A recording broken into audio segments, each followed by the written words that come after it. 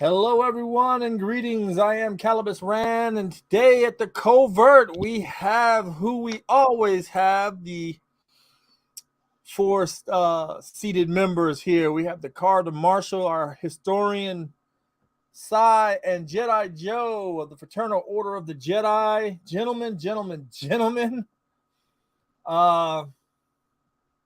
That last Bad Batch, those last two episodes of Bad Batch, and of course, you know what we're really here for is the Mandalorian. But I really want to open this up to well, let's just go ahead and get with the Mandalorian and then go straight into Bad Batch, because I think that was the more compelling of the two storylines.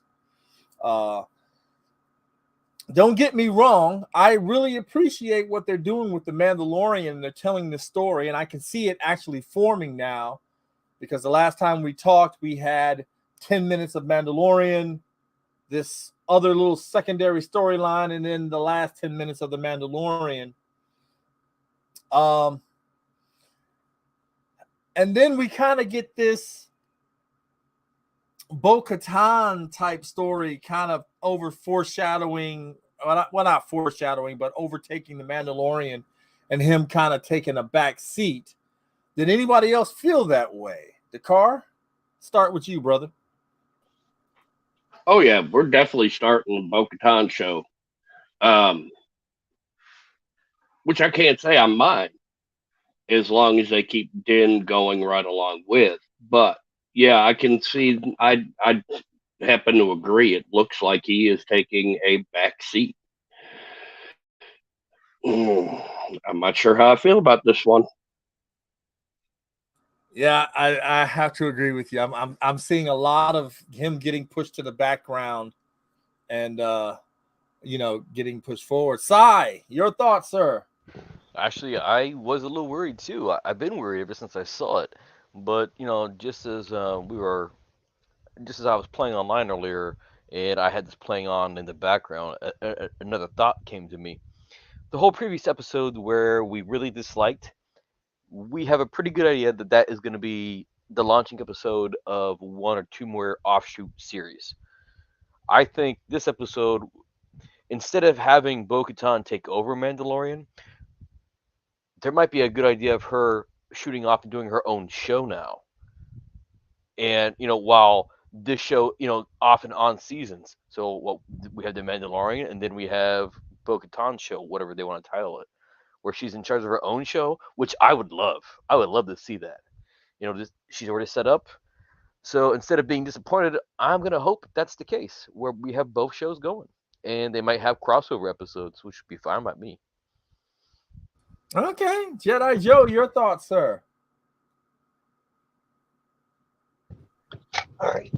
Well, guys, I think me and Lady Gray, we were talking about this in class today, and we're kind of wondering if, the show, when you talk about the Mandalorian, you're not. I think you're not just talking about Din Djarin. You're talking about every one of them, and that this origin story can almost be a little bit about any one of them.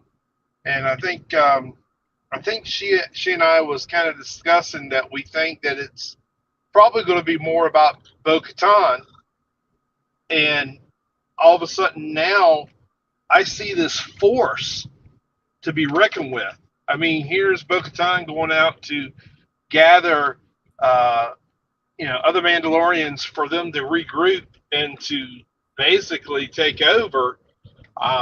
They may not even worry about Mandalore itself. They may just kind of just take over and become this next big thing besides the Empire. So I really did enjoy the episode, and like Jakar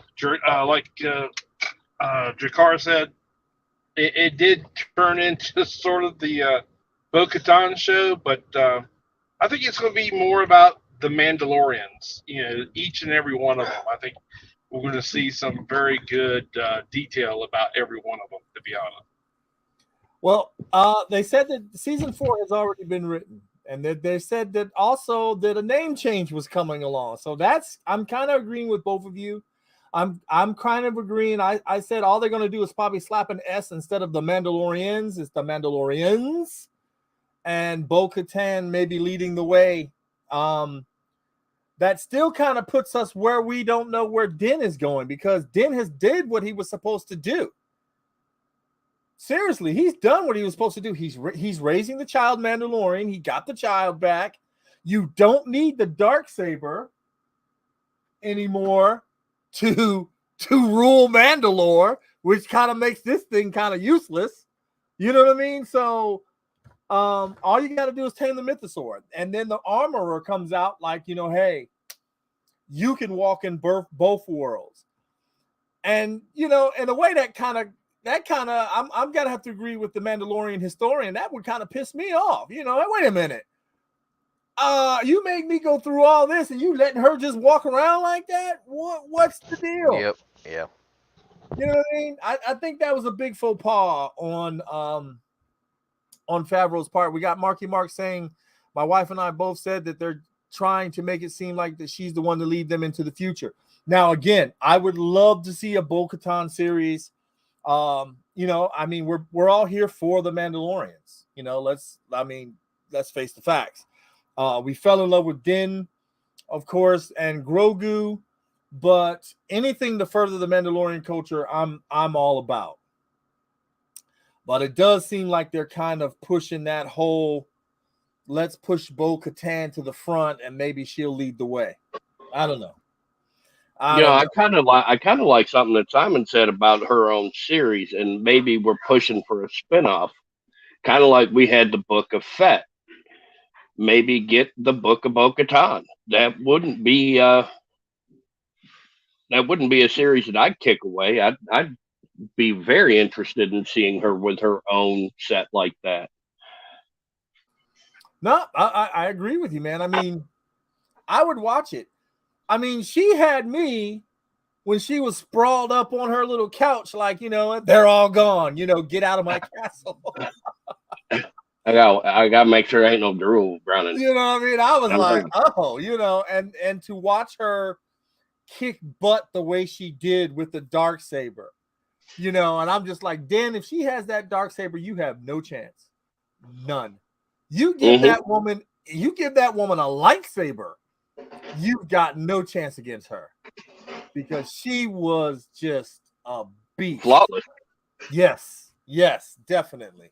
Another strong woman in the fandom. I've also, Dakar and I also in the shirt shop have a Bo-Katan shirt.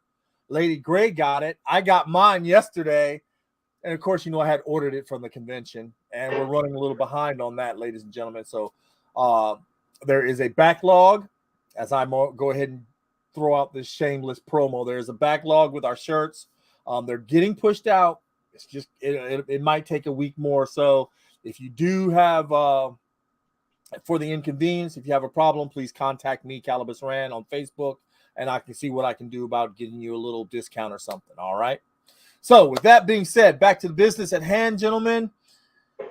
These last couple of episodes of The Mandalorian, what we've seen, the pirate, played by Mr. Kerry Jones. I happened to be at GalaxyCon this weekend, as you guys know, and I looked down at his photo signing thing, and there's the Green Pirate dude, the guy that I referred to as a reject Power Ranger villain. And there it is. And I didn't know you did him. He goes, yeah, I couldn't really say much until it came out. Yes, I play that character too. And I was like, wow, that's really pretty cool. I said, I'm going to have to watch your show, because I thought that he might go over to Skeleton Crew, and it turns out that it might be the pirate that got away. Your thoughts on the Pirate King? Let's go with Jedi Joe. Well, Calibus, you kind of took part of my answer. Yes, GalaxyCon meeting Kerry Jones was awesome. You could hear the power of his voice when he talked, from when we talked to him at the convention to on screen.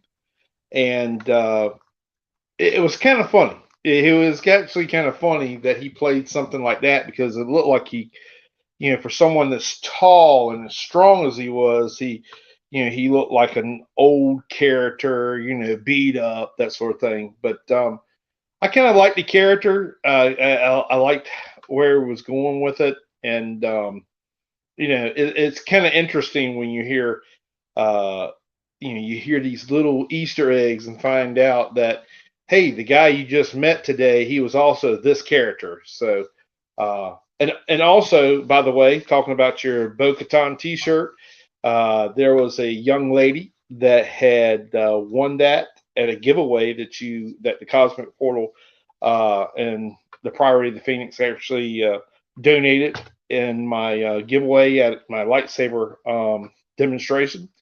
So she was very, very happy with that T-shirt, by the way. But that's all I got to say about that.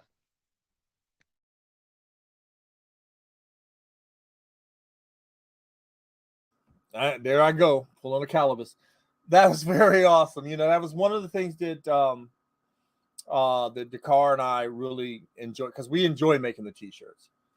But again, Gore was always that guy that was like, it's for the kids.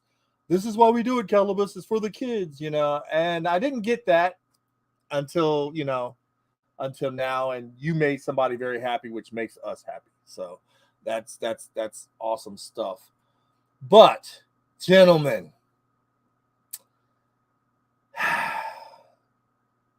I think there's more to the Armorer than what we thought. But Simon, did I get you in Dakar's take on the Pirate King? All right, so let's do that, Si, and then of course the Marshal will slam into us, because I'm pretty sure he. Yeah. I'm pretty sure he doesn't play that pirate stuff in his city. So, Si, your thoughts on the Pirate King? I actually liked him better in this episode, but I think that just has to do with the fact that there was no, they didn't zoom into his face. It was a much broader picture, so he didn't look as silly. He could still be a believable alien. I know that sounds a little silly. Other thing I didn't like, he was a little too swashbuckler. Like an actual sea chanty pirate. You could see him swinging with Jack Sparrow. I thought that was a bit much for a spaceship pirate captain. The ship looked cool as hell. I thought that was really awesome.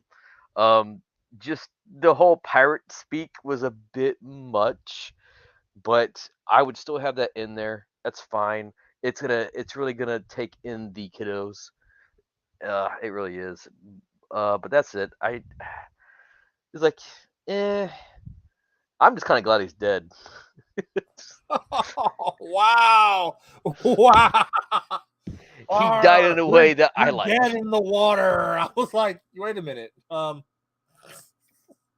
Yeah, I again, when they write this stuff, I believe what they're trying to really do is they're kind of trying to write it for, this newer generation who don't really get the technical babble, who don't really, you know what I mean? They have to have real world references to get what's going on. You see what I'm saying? For them to follow it versus, us being fans who know it. And I definitely else. see. I see what you're saying. Yeah. So, all right, Marshall, let us have it on the Pirate King. Salad the Hut turned crispy. I love, like Simon, I absolutely loved his ship. That Corsair was just phenomenal looking. And yeah, I liked him better this episode. Same reason as Simon. They didn't do that close up to where it looked like you were looking in the craters of Pizza the Hut from any, it was a lot better. Targeting civilian. Yeah. You know what surprised me though is that they let him open fire on the city. Well, that's my thing. True pirate fashion, yeah. I mean, let's face facts. It's not like a pirate's going to play by rules of engagement. So them opening fire on the city after what had transpired in the city prior, I kind of get it. In true pirate fashion, let's go ahead and blow things up. I think this is I wouldn't have mind seeing another episode with him after how that one went, but at the same time, they gave him a glorious death. Something I wish they would have gave to Reva, to be honest with you, because exactly, I think her going out like that would have made her whole story arc a little bittersweet, and then would have gave us more to feel for that character. I think this is Rodney Santos saying, "What's happening, my galactic brothers?" Oh, I'm sure that is. So I've got him working on a little project for my son right now. Oh, L3 Luchadors. Yeah, he's the Zippos he's doing. He's going to put my son's little logo on there, his little dragon logo on there, and everything else. Excellent.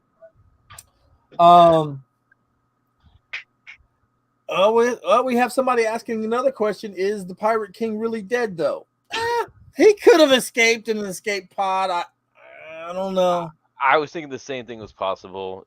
I actually, the second time I watched it, I saw these little tiny, they could be just exploding parts, or they could be an escape pod shooting out, in like white arcs.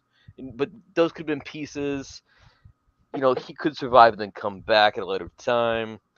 Although I am surprised they didn't have any type of sensor array set up to detect anything coming from the, from space. But seeing how they were probably stripped of everything by bigger powers, I can see why. Well, I was thinking about that too, right? Because it was pirates, they had to look up into the sky. Yeah, I'm like, don't you guys have sensor dishes or something? But when Mando was coming down, this is so-and-so control, Yeah, right? Marky Mark says he could be like Groot. Oh wow! That's a good point. That is possible, right? Yeah, I like that. We have no idea what the species is. Poor seaweed face. That's a good point, Mark. That is. I mean, he could be like Groot. Oh my God! That's funny. Okay, that's funny. All right. I want to go back to the last episode. Okay, let's do it. Okay, so we've got everybody's favorite little green booger, Grogu, gets shot twice by Pav Vizsla's son, Ragnar. When he tells him to go ahead and let loose, does he go ahead and let loose? So Yoda reminiscent. I saw the flips and it took me back to Yoda and Dooku's battle. Thank you. Well, you got to remember, he was, by the time he gets back to Din, he was with Luke for 2 years. Yes. So, as the story is now being told, yeah. Yeah, he's been with Luke for 2 years. Between Mandalorian 1 and Mandalorian 2, I think it's like a year. I didn't know this. Yeah. So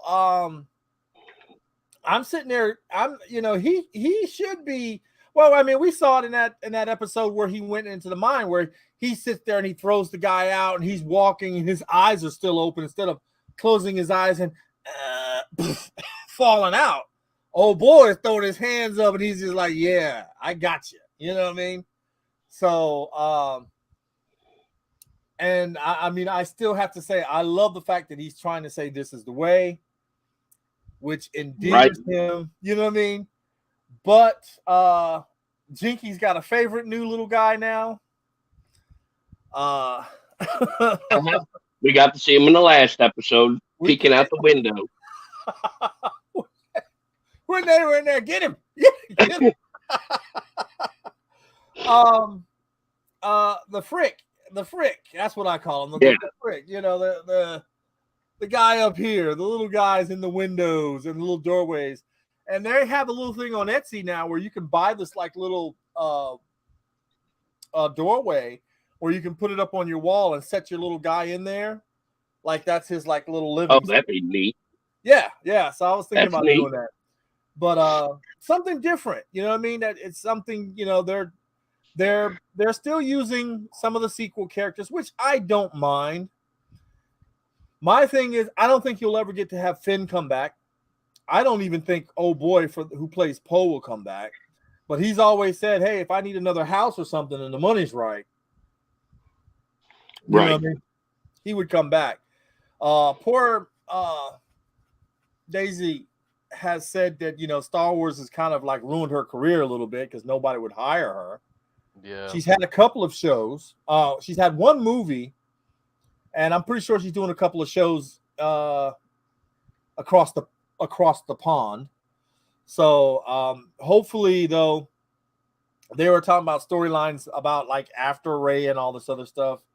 I just don't think anybody's interested in her character. It's not to say that you know, she's a bad actress or that anybody should be sending her hate mail or any of that crazy mess. But I'm just saying Rey as a character just isn't that interesting.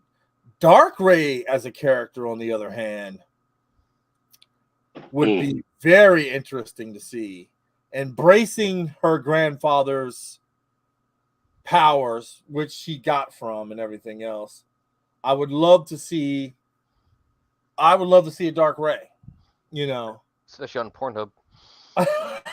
Sorry, guys. I had to do that. I'm sorry. That was really how corn hub. Sorry. I agree with our Facebook user. Like I said, I believe that's Rodney, saying that he really dug the technical portrayal of the Mandalorians, touched on their warrior culture and nature. That's what I like to see.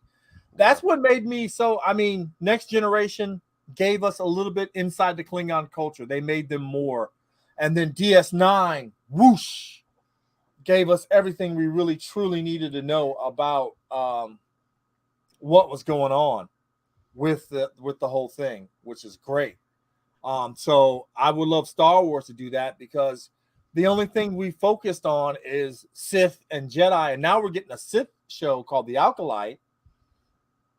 And I gotta be honest with you, I'm not hating the idea, but it's at the end of this High Republic era, and I gotta be honest, I really don't want anything super involved with what Kathleen Kennedy does with her identity politics and her shows.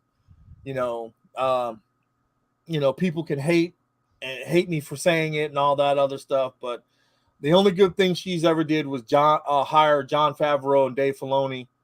In my opinion, everything else has just been a mess. I heard she makes a great cup of coffee.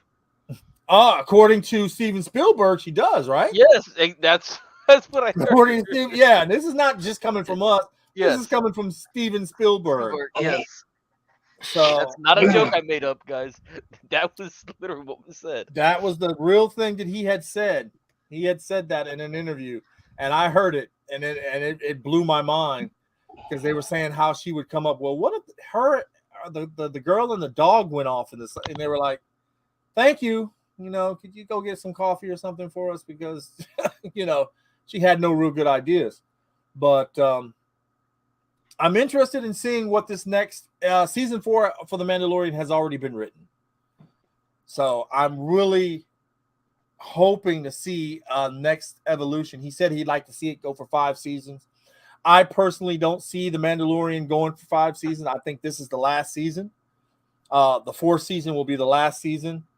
and maybe like you guys said, they'll bring Bo-Katan in the last couple of episodes to give us something different, and hopefully Mando will go over to the Ahsoka series and help find Ezra.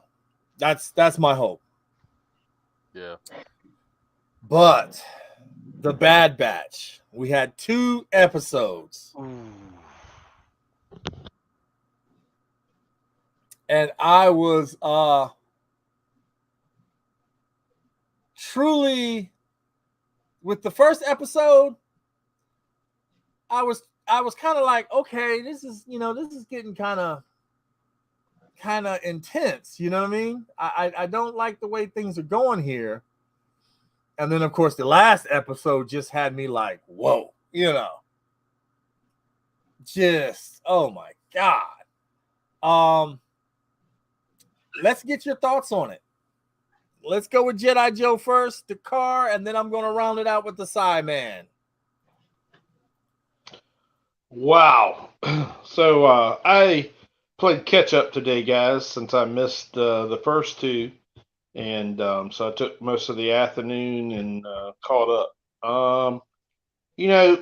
It's a cartoon, it's animated, but yet it's a lot of real life, decisions and situations and everything in this show. You got characters that are dealing with all sorts of problems, death. It sometimes, as Lady Gray said to me earlier, it almost could have been a tearjerker. Or I think me and Calibus was talking because I cheated a little bit and asked him on Wednesday morning or Wednesday afternoon how was everything. But I can't wait to see what the actual premiere or the series premiere will be and where it takes them. But I am hoping for one thing. I hope that Crosshair, if they are going to kill off Tech, that I hope Crosshair changes and comes back to the Bad Batch. Well, he's on his way. He's definitely on his way. He's unseen the follies of the Empire. All right, Dakar. Oh, I'm right there with Jedi Joe on this one. Almost a tearjerker, yeah, definitely. Them going back after Crosshair after everything that he did just shows what the true brotherhood of them really are. I mean, let's face facts. Last time they were with him, he tried to kill him. But now we're going to go try to bust him out. We're going to try to find him. We're going to try to do what we got to do to help. And then they're just hanging there out in no man's land. Yeah, I'm waiting to see what this next one's going to bring us because this has been absolutely fantastic. Sigh. Yeah, this was incredibly emotional. Just when you think it's getting started, they it ends at the first part of their mission.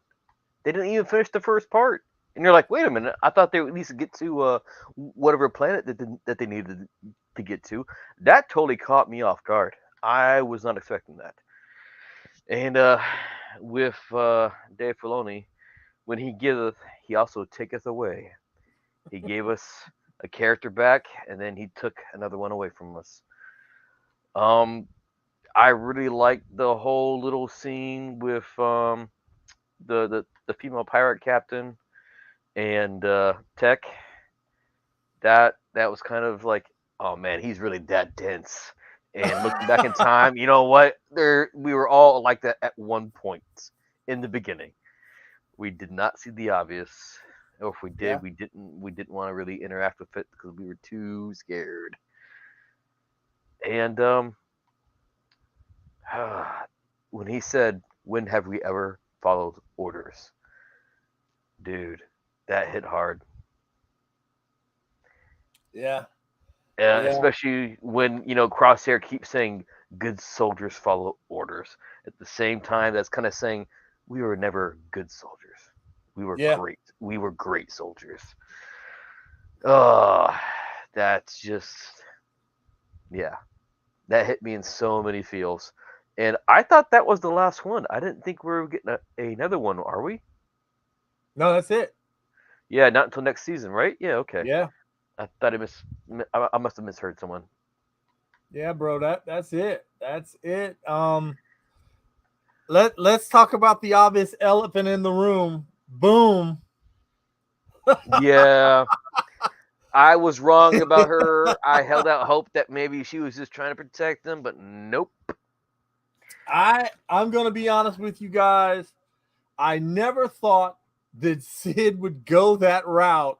I honestly thought that she was going to be the one that actually really said, look, I've been protecting you. I've been keeping them off your back for the longest time. This is what's going on. I need you to come back and do X for me. You know what I mean? Like the old times. But to have her come out and do that and then look at them. And I was like, wow, really, Sid? Really? To have Hunter, have to lower his weapons and everything else. And this is the only thing that I really couldn't stand. And you guys correct me if I'm wrong. Maybe there's a point of view I'm not looking at.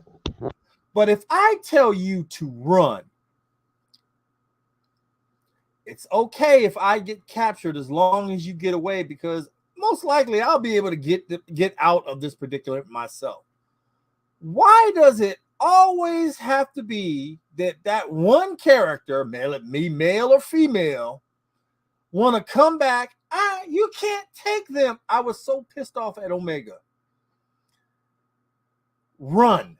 Keep going. As long as one of us is out on the outside, there's always hope.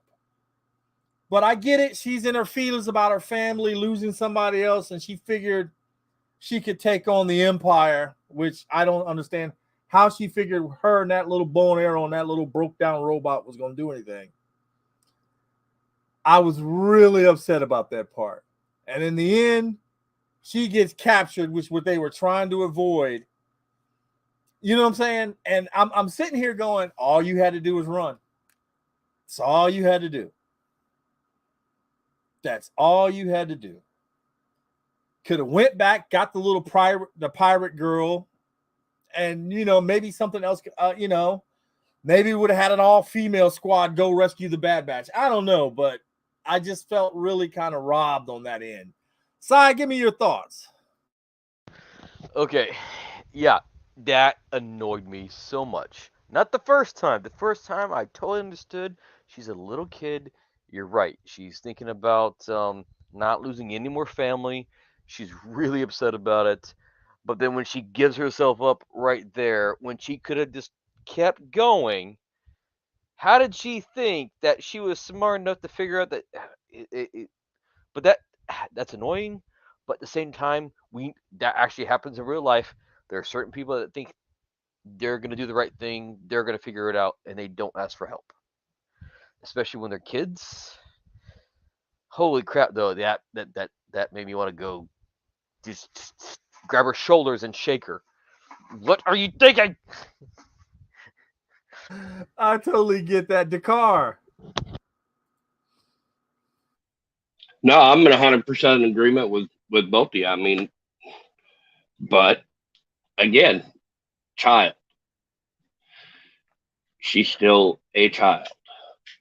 She's clinging on to hope and family, and not really sure if she could have made it on her own outside of them anyway. So I don't know. It's a very strange one, but yeah, that lizard needs to be hung. We need to shoot first.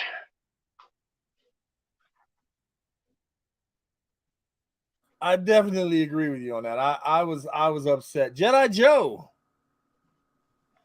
Well, I'm on the same page with both of y'all, but then I also was thinking a little bit about what I also saw in the show.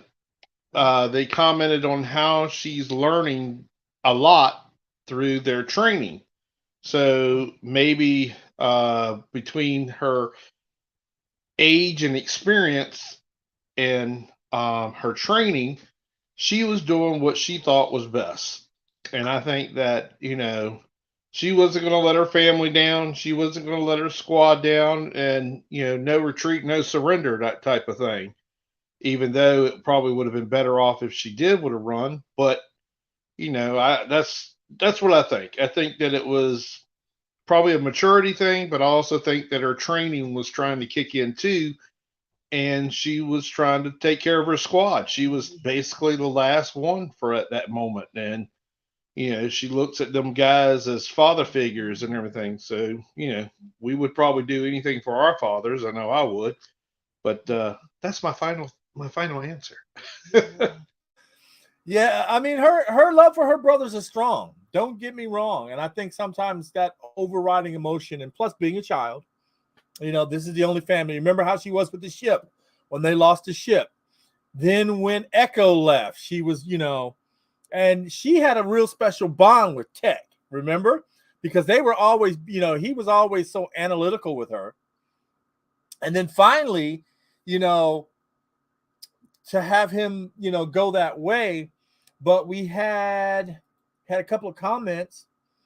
We had Marky Mark say, did you see the nurse being the clone too? That was another freaking moment. So you had the Alpha and the Omega. Maybe the tall girl is the Alpha and Omega is Omega. Those two. You know what I mean? Because I actually thought that she was going to help Crosshair when she said, Crosshair, think about this. Think about what you're doing. I thought she was really going to help him escape. But, of course, then, of course, we have Miss Katala saying Lizard would have made some nice pair of boots. I'm inclined to agree. That really kind of messed me up with that whole thing with Sid. But let's explore this death. This death of Tech going out the way he did. What was it? Plan 99 is what he said before he cut the thing, and I think so. I gotta be honest with you. I was a little and I'm just gonna be real. I really would have preferred Echo to go than Tech. Mm-hmm. I mean, Echo really, to me, he was all about Rex and doing with Rex, but Tech was there. Echo joined them. And although at the same time, you kind of had the two people that were doing the same thing. You know what I mean? Yeah, Marky Mark says that the hurt in the heart when he fell. Yeah, Yeah. And then for that dude to bring up the goggles and throw it at Hunter's feet. There was no blood on those goggles, though. There was no stain. True. I looked. It was just dirt and cracked. Yeah. And I'm like, Yeah. So he could have found this body. He could be keeping him alive for testing or future leverage, but it wouldn't be advantageous for him to let anyone know that yet. Well, I tell you, they kept you on the edge of your seat for sure. Yeah. Well, did anybody have this thought when you saw this happen? And I'm going to be like a big L for a minute here. I almost felt like I wanted to go through that damn screen after that damn doctor when he threw them goggles down at his feet. I'm sorry. I would have put hell into me and brought religion to him. That's all I can tell you about that. Because that was a dick move. Yeah, it was. I mean, but again, that just shows you about the Empire, how they work. Oh, did you guys see the little Easter egg that we got? Also, Mr. Krennic from Rogue One, the guy that had the Operation yes. Stardust. Yes, I saw that. They Yeah, brought him in there, I saw that. Yeah. tying still tying the prequels, and everything that comes in between together, all in this nice, they're doing a nice job of adding little things to Yeah, connect they are. everything. I have to give them that. Well, I y'all have to saw. give them that. Well, y'all saw where the guy from Rebels. Is that who you're talking about? Zeb. The creature Yeah. from Rebels. That Yeah, I that's thought. one of the connections. But Yeah. what we're talking about, director Krennic from Rogue One, he was in this episode. He was in the meeting room wearing the white outfit, and Tarkin says, "Hey, what's the update on Operation Stardust?" Yeah. And I thought that was really, Yeah, that was good. yeah. I'm, and let's kind of go back since we're on this whole thing of Rebels. We had Zeb in Yes. the Mandalorian. I lost my shit when I saw that. That was his voice. Yes. 100% Live action Zeb. Yes. Yeah, I did the His same wife had thing to- with she had to my remind dad. him who he was. Same thing with my dad. Dude, I'm sitting there going, "Is that Krennic?" No, and then I put the closed caption on so I could hear it. See it and read it and be sure that I knew who he was. But seeing Zeb on there, I was like, "Whoa!" And if you noticed, they're showing you the more in the Mandalorian. They're showing you the new fighter X-wing pilot uniforms. The box are more smaller, going into the sequel trilogy, which I thought was nice because I have to be honest. I like the good old fashioned X-wing, I really do, but I also like the new ones. I like how the engine splits into two parts. You know what I mean? And I like the new helmet design. I'm not going to front. I think it's a lot smoother and non-bulkier because you got to remember Star Wars was 1977. There has been some advancements and whatnot. So I mean, it was definitely a very cool look to see Zeb in that blue instead of always that orange. You know what I mean? But give me your thoughts on that. Seeing Zeb for the first time. Let's go with the historian, and then I'm going to round it off to Dakar and Jedi Joe. You'll bring us home with that. I honestly love seeing Zeb, and when I recognized that same voice actor, it was just marvelous. I really enjoyed it, and the part that really caught me was they aged him.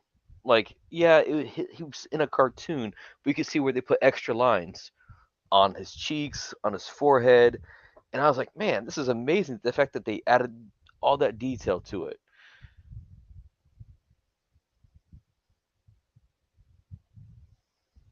I definitely enjoyed it seeing him. Like I said, it freaked me out. All right, Dakar, your thoughts on the I forget what he was. What race he was. I couldn't even tell you what race he was, but Zeb. Oh my God! No, like Simon said, they did age him. I mean, and that's what I'm loving about the whole Mandalorian season and series is they pay such acute detail. I mean, everything is in the detail, and you see that throughout the Mandalorian. Did you notice the three pilots that were sitting at the bar with them, though? Yes. Of course. Matter of fact, I put up a pic of it. So we had yes, you Filoni. did. You did. You We did. had Dave Filoni. What's his name? God. Zeb is a Lasat, by the way. I yes, that's what they were. The Lasat. I couldn't remember. Yeah. Me either. But we had the three pilots. Remember in the one where they do the jailbreak. The directors, Deborah Chow and Rick. God, what is his last name? I want to say Fujama, but I know that's not. I don't think that's right. But I know his first name is Rick. Deborah Chow, and of course Dave Filoni. They were the pilots that bombed the station. You know what I mean? Mm-hmm. And matter of fact, the one that Dave Filoni was in is the one that is at Florida. The X-Wing is at Florida's Galaxy's Edge. That's the one they filmed it in. So that's another reason why I want to go to the Florida's Batu East, because they have that, you know what I mean, to have that picture with that I think that, you know, that'd be kind of hot to have that. But I couldn't believe that they snuck them in there, because you get that 3 shot, and that was one of the characters that he created for Rebels. That's the part of it right there. He wrote Zeb's character. He created that character, and for him to be able to do that live action, right? You know, I can't imagine how he actually felt first time seeing that character live action like that, and what they did with him. It blew me away. It was so perfect. Man, I gotta be honest when I tell you, man, I was shocked. I was shocked when I saw it. And that's one of the things. Jedi Joe's having some technical difficulties. I think his internet went completely out. Ooh. Yeah. Oh, so, no.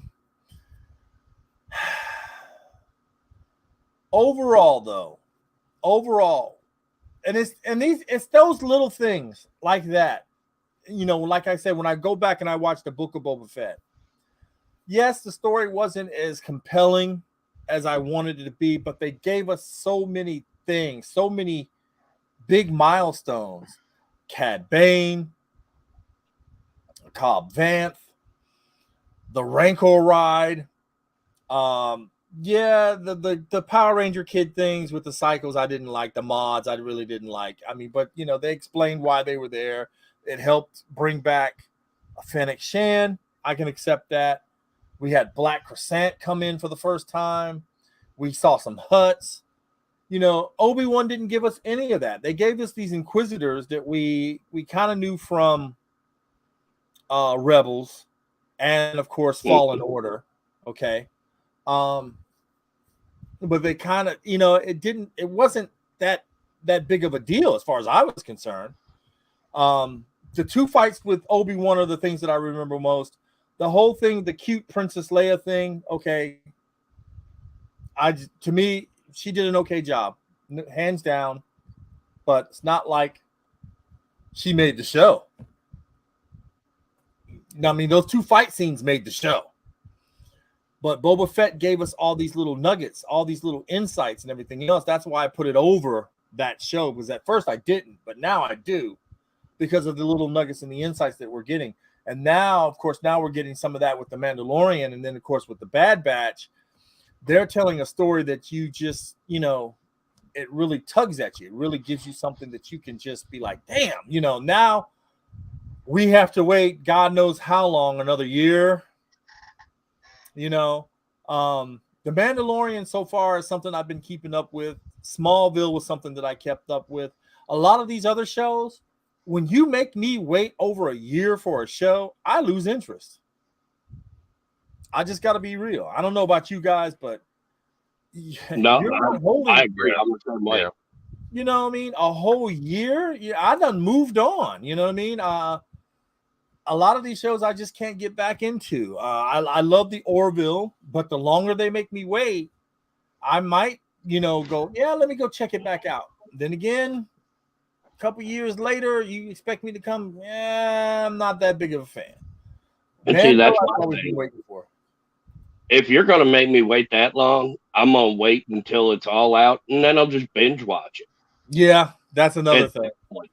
Because why am I going to try to get back vested into a show after 2 years of it sitting there going, well, do I really? Nah, not really. Let me wait for it. I'll watch it all when it all hits. Yeah. I totally agree with that. I totally agree with and that. I agree with Marky Mark. Yeah. Yeah, you do. You'll forget about the story. You forget the storyline. You forget. Oh yeah. Oh wait a minute. That character was in there at one point. Yeah. But Like you said, it just takes too long. But I'm really happy the way things are going. I gotta say that I'm really pleased with the storyline. Although, like I said, I think I wish they would kind of pull back a little bit and kind of bring the main character back up front. Stop giving me everybody else's little path and story. And I get this as a overall. The Mandalorian starts this chapter, but everything else is kind of leading up to everyone else. And I get that, but all I'm saying is right now you gave me this episode where you told me this story about the Empire here, and it kind of paid off a little bit in this episode because she's walking in on the director and like, I'm getting ready to have some lunch. Would you like anything? And stirring up mess. And then, of course, we find out the big reveal at the end. Gideon escaped. I don't think any of us were surprised about that. Dakar, were you surprised about that? no, I wasn't surprised that Gideon escaped, but I was surprised to find that there was Beskar embedded in the wall. Now that one shocked me a little bit. Sai, I know you got a theory on that. Oh, it's a plant, obviously. You're going to tell me that somehow a piece of Beskar just broke off and ended up conveniently? No, that was planted there probably by Gideon or whoever got Gideon out in order to implicate the Mandalorians, because we all know that Gideon still wants to wipe out all Mandalorians. He probably still has this fetish of, you know what? He killed most of them. He wants to finish the job. And they screwed with him in that one episode, so I really think he wants to end them completely.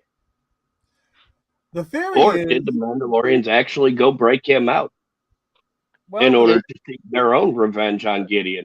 Because they knew that he wasn't going to he'd go to trial and really not be punished the way the Mandalorian would want him punished. That's a good one. Yeah, no, that's good. That's going to be the whole question in the next season. Is did they do it? Why did they do it? I mean, it's kind of hard since they don't have any ships to begin with. But then that's not true. That's not true. They have a whole fleet. Remember, Bo-Katan's whole fleet that they stole all those Imperial stuff from. Before, when? Don't you remember? Bo-Katan was stealing from the Lords. Yeah, she was stealing. So he had a fleet. He says, "What of the stolen fleet? Gone. When I didn't come back with the Darksaber, all my forces melted away out there being mercenaries." I thought you guys were talking about the actual Covert, not the other Mandalorians. Oh no, the Covert. No, not the Covert. Okay, they can't do that. Not the Children of the Watch, bro. See, that's what I was thinking. I was thinking they would blame them in order to cause this confrontation between the New Republic and. There's a lot more Mandalorian than just the Children of the Watch. I know, but obviously, but the whole thing I'm saying is that the only reason they would do this in the story is to pit them between the New Republic and the Children of the Watch here. That's the only reason they would do that in the storyline. Well, I'm thinking. Go ahead. They wouldn't involve the other Mandalorians unless they were doing a whole offshoot storyline with Bo-Katan. That's the only other reason for her own storyline. Well, you got to remember too, like there's some question of who Moff Gideon, or where did he come from? Some people say that he was a Mandalorian, that was a Mandalorian commando, that of course sided with the Empire, and now he's getting revenge on on those Mandalorian people for some reason or another. Then there are others that said that he was the ISS or something like that. ISB.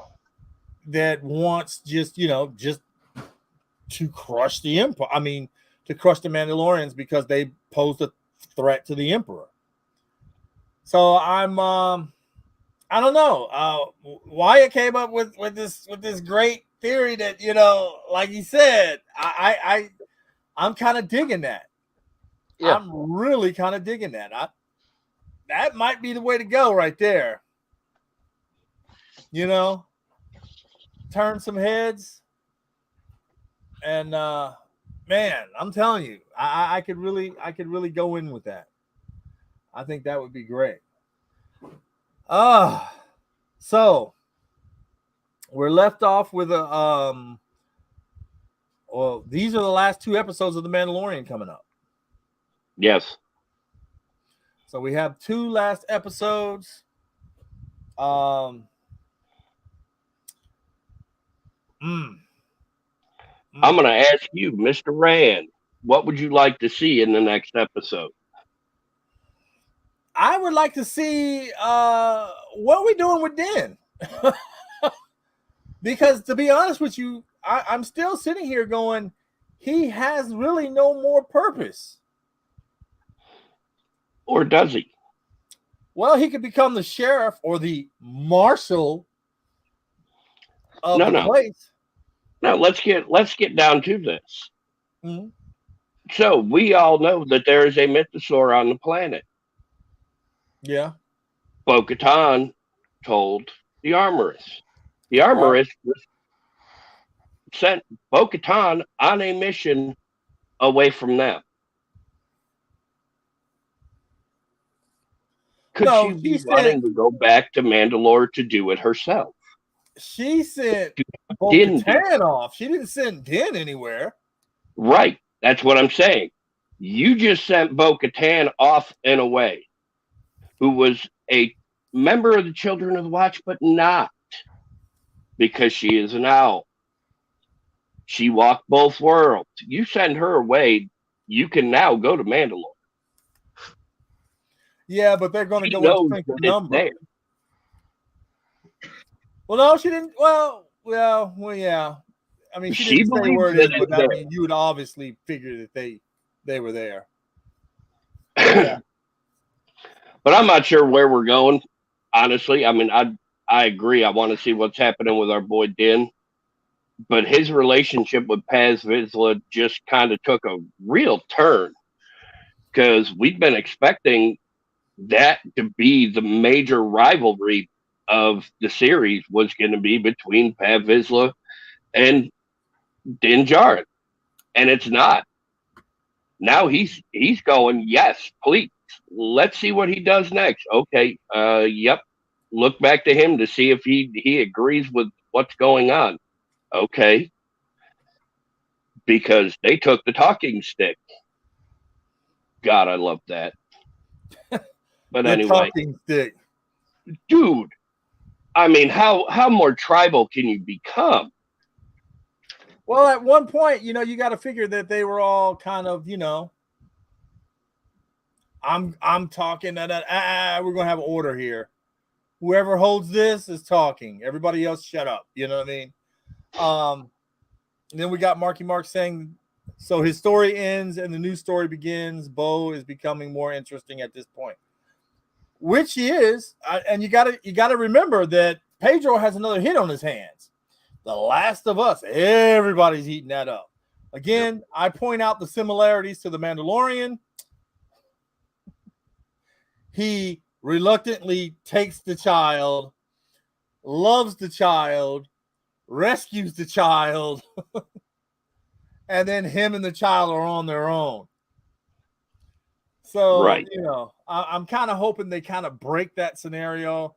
I've never played the game because I'm not really into the zombie games unless it's COD. The Last of Us is okay as far as the game goes. It's not bad. But part 2 is where they divided the fans. Right. It's nothing that I'm going to sit here and go, okay, guys, we need to hurry this up so we can play this. Because no. Yeah. I got you. I mean, it was just one of those things, man, that I definitely really wanted to get into that whole thing with it. But they need to get back to Din. If not, Marky Mark said he never finished the game. I didn't don't go to part 2. Don't go to part 2. You'll be never finished part 1 because it just didn't hold my interest. Yeah. So the fact that they've got this huge hit of a series on their hands going through like they are, it kind of shocked me because I didn't like the game to begin with. I haven't watched a single episode yet. Yeah. It's But it's it's okay. They're it's again where you got this overwhelming majority of uh women leads. There's one whole episode that is uh, a same sex episode, and I mean, my thing, I don't know. I guess I'm just getting so old that I really don't want you to sit down here and explain anything to me. Can we? I need you to keep it going. I can pick up on your subtle hints of whatever you're trying to say, but anything dragged out where you go day by day with a routine with a character, I'm sitting there going, okay, can we get to the next clip? You know what I mean? I will say this: at the end of it, I felt so bad for the couple. It really it tugs at your heartstrings because you guys won't care. One of them's dying, and they both do the suicide thing together. You know what I mean? And, I was just, that's one of those things that I hope no one have to endure. You can't live without the other one, so you two end yourself because of the situation. But I mean, it was a heartfelt episode. I'll give you that. I wasn't really, all that talking. I hate it. That's like watching Picard. Okay, stop. You're talking too much. I want action. So anyway, you're where do you guys? Well, you pose that question to me. I pose it to you, and then we'll pose it to Simon. Where do you want to see it go, Dakar? I'm very interested to see if Bo-Katan can actually find her other Mandalorian, her sect that was there. I'm wondering if she even knows where they are and what that could bring. But I'm kind of interested to find out more about the armoress as well and find out more of her backstory or her story just period. I mean, we've got some great characters in this show that there's still a little bit that needs to be revealed with.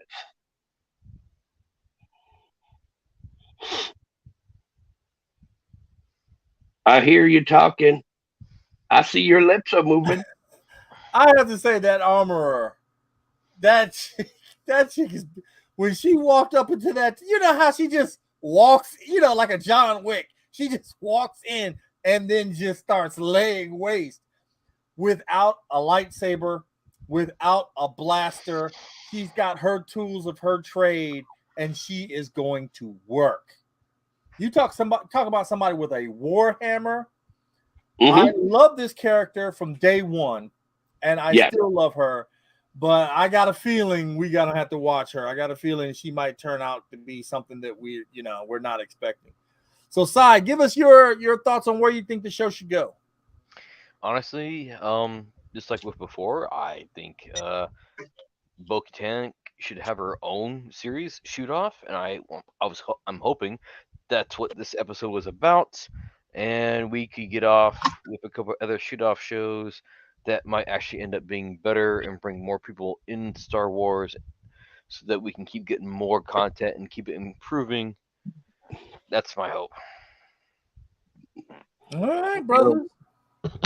Now look, I think we should. I think to be honest with you, we only got 2 episodes left.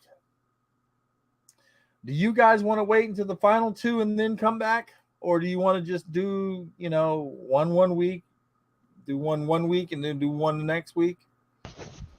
Let's go. Let's do a soft confirmation on doing one per week. All 3 of us will get together later on before that to make sure that we're all good with doing that. And if we are, we'll go ahead. If something comes up, if someone gets sick, hurt, or has to work, or a family event, then we'll push it back to the second week. Okay, that Yeah, worked for because me. let's not forget, next Saturday is the Saturday before Easter. Yeah. Yep. Oh. I know Easter Sunday's coming. Yeah, me and my son will be here alone. Um, Wife's going out of town with the grandbabies, and my daughter. It'll be me and the boy, which means that he'll be here all of 3 hours, and then he'll be out hitting the streets. So, Ooh, I'll have plenty of time to play CLD. I'll be yep, here yep, yep, alone. yep. So, all right, So, gentlemen, I got one last thing to say. I'm sorry, guys. hit it. I was actually holding on to this. I wanted to bring this up earlier, but we kind of moved past the subject. It was about Sid. mm, I have read almost. I just realized that there's one or two novels of the Republic Commandos by Karen Travis. I read 3 of those novels, and in one of the novels, the Clan Commandos, the one of the groups that is the focal point of the stories, they actually depict how the Camino people, the Caminians, actually treated the clones, even as they were kids. They treated them like guinea pigs. They went through torture. They went through live action battle sequences as children. They hated them with a passion. And in one scene, one of the clone commandos comes back, and their Jedi commander that they have been assigned noticed that it's made from the leather of a Kaminoan hide. So that clone commando killed a Camino citizen and then turned their skin into gloves. So it's very possible we will see gloves or boots made from Sid. Mm. It would be a weapon. legend accurate. They don't even have to say it. You can just see Hunter with a nice new set of lizard gloves. Mm. Mm. As I cackle like the Emperor. Well, Mm. See, he'll Well, make you get a leather jacket. right? Yeah. Yep. Dakar, you want to take us out? We'd like to thank everybody for joining us this late and this long. Holy God, we're already an hour, 7 minutes in. So, with that, if anybody is still listening, we do appreciate it. We know attention spans can't be this long with everything, but it does happen. As my partner over there, Mr. Calibus Rand, who has been very ecstatic all day long because the prodigal child has returned to him. So now he gets to be the Mandalorian father with his foundling for the week. Says, trust in the creed. Yes. Fuck the creed. Trust in the force. And Kapla.